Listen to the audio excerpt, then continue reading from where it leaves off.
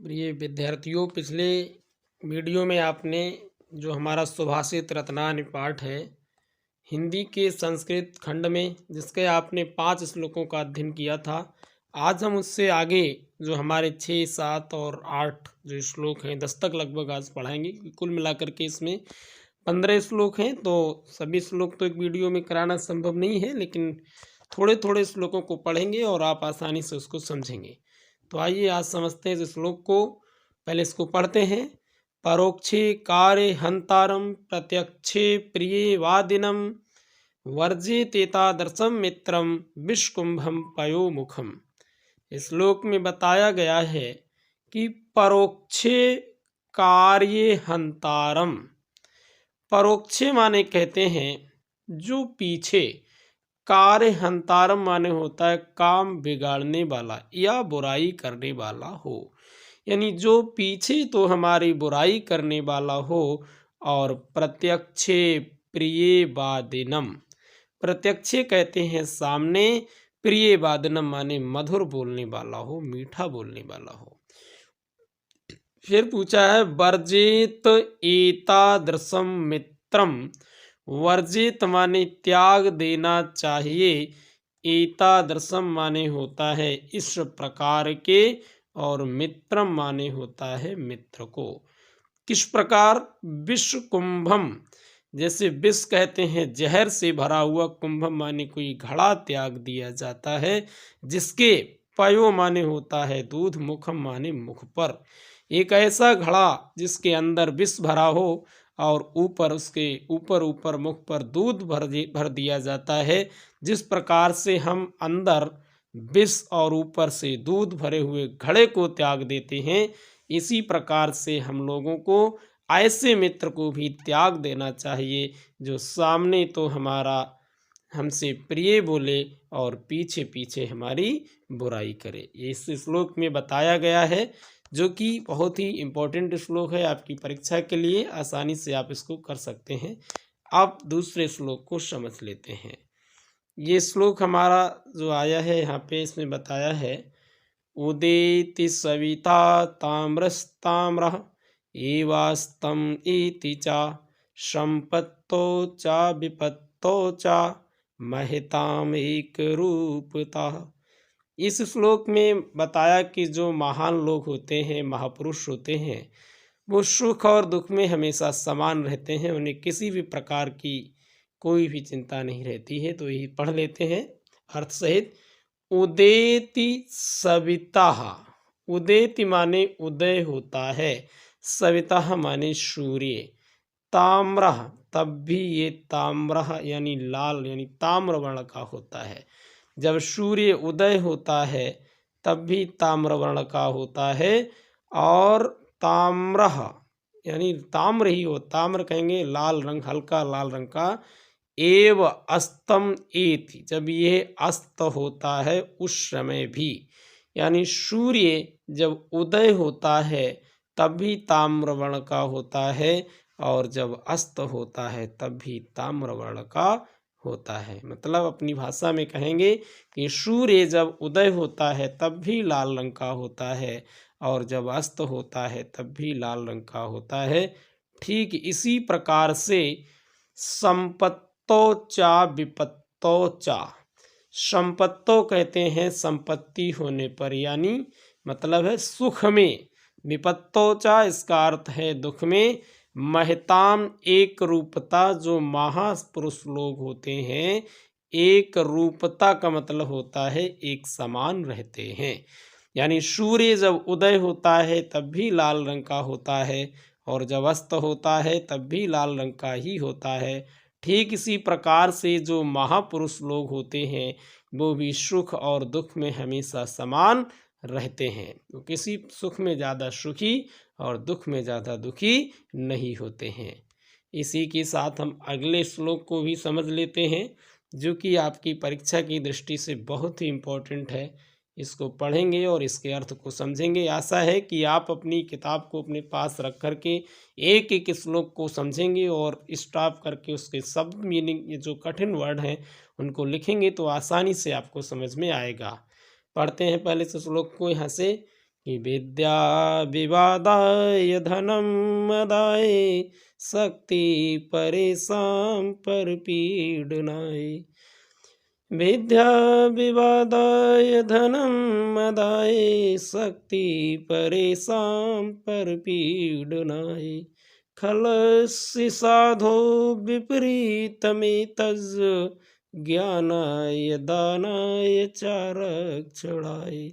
अब इसके अर्थ को समझते हैं। काव्य है, काव्य को थोड़ा आनंद के साथ पढ़ेंगे तो अच्छा लगेगा।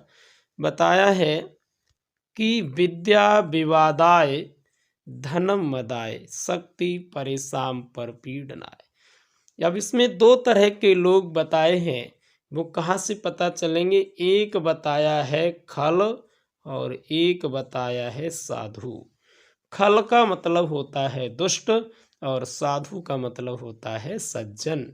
यानी दो तरह के व्यक्ति हैं। तो पहले बताया है, ऊपर लिखते हैं कि विद्या विवादाय। अब विद्या विवाद के लिए किसकी हो सकती है? साधु की तो हो नहीं सकती। तो जाहिर सी बात है कि ये दुष्ट के लिए कहा गया है।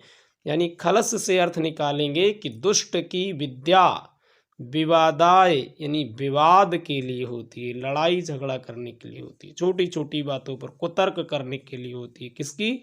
दुष्ट की विद्या। धनम मदाय, जो दुष्ट के पास धन होता है, दुर्जन के पास, वो घमंड करने के लिए होता है। और शक्ति परेशान परपीडनाय, जो ताकत होती है दुष्टों के पास, परेशान माने दूसरों को, परिपीड़नाय पीड़ा पहुंचाने के लिए होती है। और साधु जो सज्जन व्यक्ति होता है, विपरीतम विपरीत होता है, एतज इन सभी के। कैसे? ज्ञानाय, उसकी विद्या लोगों को ज्ञान देने के लिए होती है। दानाय, उसका धन दान देने के लिए होता है। चारक्षणाय, और उसकी जो ताकत होती है वो कमजोरों और निर्बलों की रक्षा के लिए होती है। तो आसानी से समझ में आया होगा कि दो तरह के लोग संसार में होते हैं। एक दुष्ट होता है, एक सज्जन होता है। और दुष्ट की विद्या विवाद के लिए, धन घमंड के लिए, ताकत दूसरों को पीड़ा पहुंचाने के लिए होती है। इसके विपरीत जो सज्जन व्यक्ति होता है, वो उसकी जो उसकी विद्या होती है वो ज्ञान के लिए, और धन उसका दान के लिए, और उसकी ताकत दूसरों की रक्षा के लिए होती है। तो ये अच्छा श्लोक था। और इसके साथ अगले श्लोक को पढ़ लेते हैं, जो कि हमारा 9वां श्लोक है। ये भी बहुत ही अच्छा श्लोक है, इसको भी समझेंगे। इसमें पढ़ेंगे पहले। सहसा विदधीत ना क्रियाम अविवेका परम आपदम पदम वृणुते ही भ्रमरस्य कारणम गुणलुब्धाश्वमेव संपदा।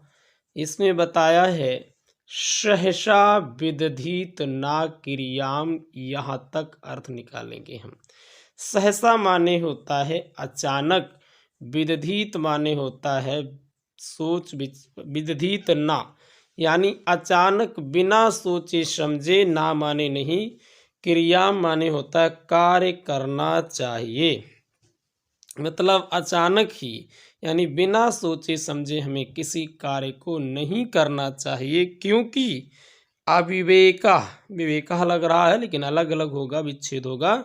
तो अविवेका, जो अज्ञानता होती है, परम आपदाम पदम, वो बहुत बड़ी आपदाओं का पदम माने स्थान होती है। यानी बिना सोचे समझे हमें किसी भी कार्य को नहीं करना चाहिए, क्योंकि अज्ञानता परम आपदाओं का स्थान होती है। और क्या बताया है? वृणुते ही विमरस्य कारिणम गुणलुब्धा स्वमेव संपदा। ही माने क्योंकि, वृणुते माने वर्ण कर लेती हैं। क्या, कौन वर्ण कर लेता है? तो इधर बताया है संपदा वर्ण कर लेती है। यानी जो संपत्तियां हैं वो वर्ण कर लेती हैं, चुन लेती हैं। कैसी संपत्तियां? गुण लुब्धा, गुणों की लोभी संपत्तियां। कैसे? स्वयमेव माने स्वयं ही। किसको? तो ये यहाँ पे बताया है विमरस्य कारणम, यानी जो गुणों की लोभी संपत्तियां स्वयं ही सोच विचार कर कार्य करने वाले को वरण कर लेती हैं। पूरे का अर्थ है कि हमें बिना सोचे समझे किसी भी कार्य को नहीं करना चाहिए, क्योंकि अज्ञानता परम आपदाओं का स्थान होती है। क्योंकि गुणों की लोभी संपत्तियां सोच विचार कर कार्य करने वाले व्यक्ति को स्वयं ही चुन लेती हैं। कहने का मतलब ये है कि संपत्ति उसी के पास जाती है, धन उसी का बढ़ता है, लक्ष्मी उसी की बढ़ती है, जो किसी भी कार्य को करने से पहले अच्छी तरह से सोचता है, उसके परिणाम के बारे में सोचकर कार्य को करता है। ऐसे व्यक्ति के पास ही लक्ष्मी पहुंचती है। तो हमें सोच विचार कर कार्य करना चाहिए, अज्ञानता में किसी भी कार्य को नहीं करना चाहिए। ये इस श्लोक में बताया जा रहा है। अब अगले श्लोक को पढ़ लेते हैं, वो भी हमारा इम्पोर्टेंट श्लोक है, इसको समझते हैं। थोड़ा सा कम करेंगे, अब देखते हैं इसको हम। बहुत ज़्यादा इम्पोर्टेंट नहीं है, लेकिन इसको पढ़ लेते हैं एक बार। वज्रादपि कठोराणि मृदूनि कुस्मादपि लोकोत्तराणां चेतांसि को नु विज्ञातुम् आहरति। वज्रादपि वज्र से भी, कठोराणि माने कठोर, और मृदून माने होता है कोमल, कुस्माद अपि माने फूलों से भी, यानी वज्र से भी कठोर और फूलों से भी कोमल। चेतांस माने हृदयों को, मनों को, किसके? लोकोत्राणाम, महापुरुषों के हृदयों को। कोनु विज्ञातुम, कोनु माने कौन नहीं, विज्ञातुम माने जानने की, और आहरत माने इच्छा करता है। यानी वज्र से भी कठोर और फूलों से भी कोमल महापुरुषों के मनों को या हृदयों को जानने की इच्छा कौन नहीं करता है। ये क्यों बताया है? क्योंकि जो महापुरुष लोग होते हैं वो बातों से तो हमें एकदम कठोर लगते हैं, लेकिन अंदर से वो बड़ा कोमल होते हैं। तो ये बताने का प्रयास किया गया है। अब ये जो श्लोक है ये आपका सबसे ज़्यादा इम्पोर्टेंट श्लोक है, और इसको पूछा भी कई बार गया है। इसको हम एक समझ लेते हैं, क्योंकि वैसे तो 10 श्लोक पढ़ाने को कहा, लेकिन एक इम्पोर्टेंट नहीं था, बीच में आया तो उसको पढ़ाया है। ये 11वां श्लोक का सबसे ज़्यादा इम्पोर्टेंट है, इसका हम अध्ययन करेंगे, उसके बाद वीडियो का उपसंहार करेंगे। पहले समझेंगे कि प्रीणाति या सुचरित पितरं सा पुत्रो यद भर्तुरेव हितमिच्छति तत्कलत्रं तन्मित्रम् आपदि सुखे चा संक्रियं यद एतत्त्रयं जगति पुण्यकृतो लभन्ते। बताया है इसमें, प्रीणाति या सुचरिते पित्रम सा पुत्रो। अर्थ निकालेंगे या से। या माने जो, प्रीणाति माने प्रसन्न करता है, खुश करता है। किसको? पितरम, अपने माता पिता को। कैसे? सुचरितय, उत्तम चरित्र से। सा पुत्रो, वही अच्छा पुत्र होता है। पहली लाइन में बताया है कि या माने जो, प्रीणाति माने प्रसन्न करता है, पितरम अपने माता पिता को, सुचरितय माने उत्तम चरित्र से, सा पुत्रो वही पुत्र अच्छा माना जाता है। यानी जो अपने उत्तम चरित्र से माता पिता को खुश करता है वही पुत्र सबसे अच्छा माना जाता है। और नीचे की लाइन में बताया है, यद भर्तुरेव हितम इच्छति। यद माने जो, भर्तुरेव माने होता है पति का ही, हितम इच्छति माने हित चाहती हो, तत्कलत्रम वही पत्नी अच्छी होती है। यानी बताया है कि जो हमेशा अपने पति का हित चाहती है वही पत्नी अच्छी होती है।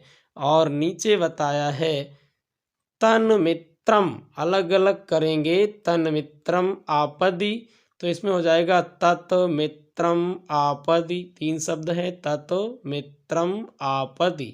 तत् माने वही, मित्रम माने मित्र अच्छा होता है, वही मित्र अच्छा होता है जो आपत्ति, आपत्ति के समय, और सुखेचा और सुख के समय समक्रियम माने समान रहता है, यद माने जो, यानी वही मित्र अच्छा होता है जो आपत्ति यानी दुख में, चा माने और सुखे सुख में, समक्रियम माने समान रहता है, यानी वही मित्र अच्छा होता है जो सुख और दुख में हमेशा समान रहता है। और नीचे की लाइन में बताया है एतद्त्रयम, एतत्त्रयम ये तीनों जगति माने संसार में पुण्य कृतो लभन्ते, पुण्य कृतो का मतलब होता है बहुत पुण्य करने पर, लभन्ते माने प्राप्त होते हैं या मिलते हैं। तो एक बार पूरे के अर्थ को हम समझते हैं। इसमें बताया है कि प्रीणाति या सुचरित पित्रम सा पुत्रो, पूरे को समझेंगे कि जो अपने उत्तम चरित्र से माता पिता को प्रसन्न करता है वही पुत्र अच्छा माना जाता है, और जो हमेशा अपने पति का ही हित चाहती है वही पत्नी अच्छी मानी जाती है, और वही मित्र अच्छा होता है जो सुख और दुख में हमेशा साथ देता है। और ये तीनों किसको प्राप्त होते हैं? एतत्त्रयम् जगत पुण्यकृतो लभन्ते, ये तीनों उसी को प्राप्त होते हैं जिसने संसार में हमेशा बहुत पुण्य के कार्य किए हों। यह इस बात सत्य है कि सभी को अच्छा पुत्र पत्नी और मित्र नहीं मिलता है, जिसने अच्छे कर्म किए होंगे उन्हीं को अच्छा पुत्र पत्नी और मित्र मिलता है। ये इस श्लोक में बताया गया है, जो कि बहुत ही अच्छा श्लोक है बोर्ड परीक्षा के लिए, और आशा है कि आपको आसानी से समझ में आएगा। अपनी किताब को सामने रखेंगे और समझेंगे। इसी प्रकार की अन्य वीडियोस देखने के लिए, आगे के सिलेबस को पढ़ने के लिए इस इंडियन कोचिंग सेंटर चैनल को सब्सक्राइब करें और अपने मित्रों को भी शेयर करें, ताकि उन्हें भी इसका लाभ मिल सके और आप आसानी से इसको पढ़ सकेंगे। एकदम ऐसा लगेगा कि आप किसी कक्षा में अध्ययन कर रहे हैं। आज के लिए इतना ही पर्याप्त है, बाकी बचे हुए श्लोकों का अगली वीडियो में।